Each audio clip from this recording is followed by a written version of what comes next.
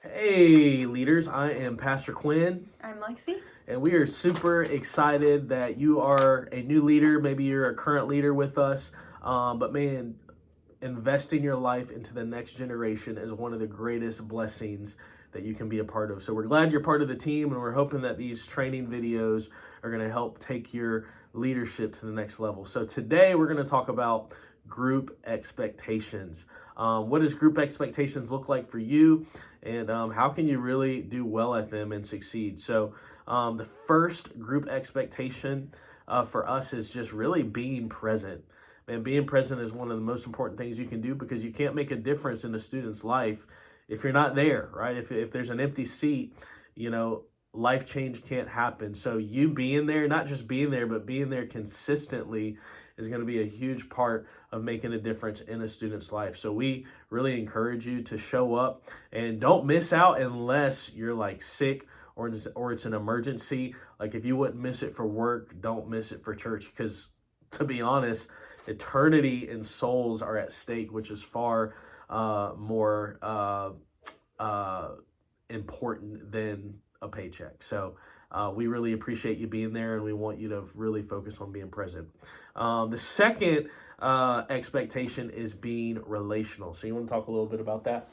Yeah, so being relational really comes down to asking good questions and being a good listener, right? So everyone feels seen and valued when they're talking about themselves. Everyone loves talking about themselves, whether they realize it or not. And so if you can ask good questions, personal questions about that student's life, what's going on, and follow up with those questions, right? So ask a question 1 week while you're in group, maybe about what things are happening in the upcoming week. And it could be they're taking a certain test or they have a big soccer game, right? And then to follow up with that the next week and say, hey, how was your soccer game? Hey, how did the test go? You're personally investing in the life of that student, which is going to create a strong relationship.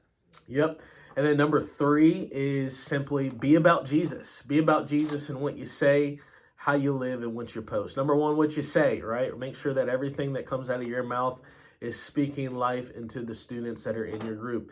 Students already get enough negativity at school, they get bullied, they have toxic relationships. So the last thing we need is more toxicity in a leader that's supposed to be encouraging them. So really speak words to build your students up. Number two, how you live. Like students are not just watching what you say, they're watching how you live. One of the greatest quotes I've ever heard when I went to school is someone told me once, hey, Quinn, the greatest sermon you'll ever preach is not what you do behind the pulpit, it's what you do with your life, right? And your life is a walking sermon to these students. So just make sure that you are reflecting Jesus both publicly and privately because your students are watching.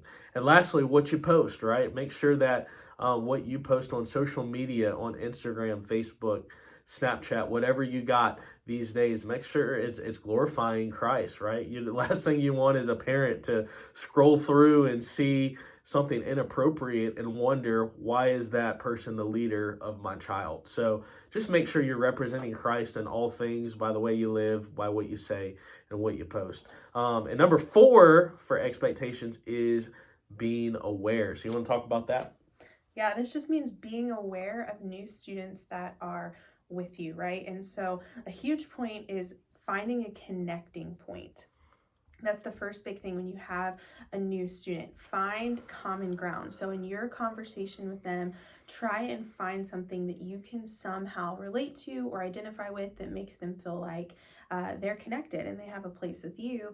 And then make sure that you intentionally connect them with another student, right? So, this goes beyond just hey, how are you? What school do you go to? Right? This is taking it to the next level. And so part of that is training your own group in hospitality for when you do have a new first time guest and making sure that they make that person feel comfortable all the way through the entire experience, not just at the beginning, but also having conversation with the at the end, making sure that person knows that we're so glad that they joined us and we hope that they'll come back. And then another huge thing with this is not making students feel like they're standing out for being new, right? Like if you call on them, right, it's terrible always to have people that are there for the first time raise their hand, or to call on them to pray, things like that. So you don't want to draw any extra attention to them. They're already probably feeling awkward and uncomfortable, and your goal is to make them as comfortable as possible.